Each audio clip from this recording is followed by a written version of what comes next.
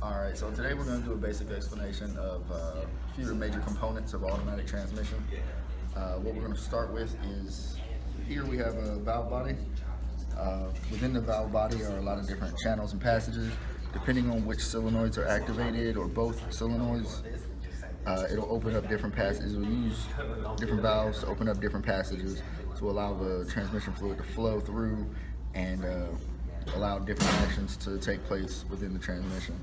We've got a torque converter here. A few of its main functions are going to be torque multiplication. It's going to provide a connection between the engine and the transmission, and it's also going to act similar to a crankshaft harmonic balancer and dampen the vibrations caused from a high-speed rotation.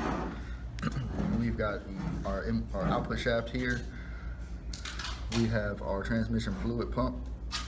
These two pieces here are what this pump would look like if it was separated. This particular pump is a vane type. Much like the valve body, it's got different channels depending on the fluid pressures, temperatures, and other things. It's going to allow the fluid to flow certain ways to shift to the gears that you need.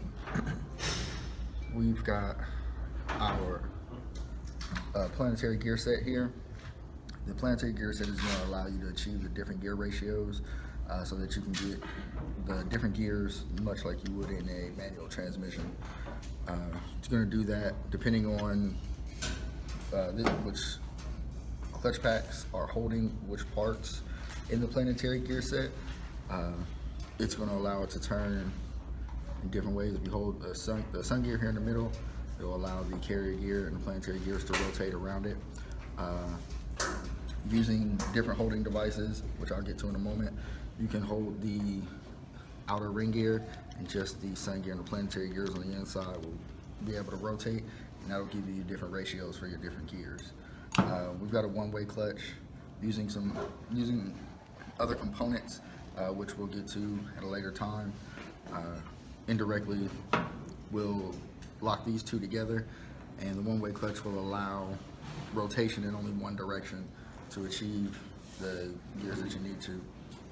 What we have here is a clutch pack. It goes into particular clutch pack belongs to the reverse output gear set.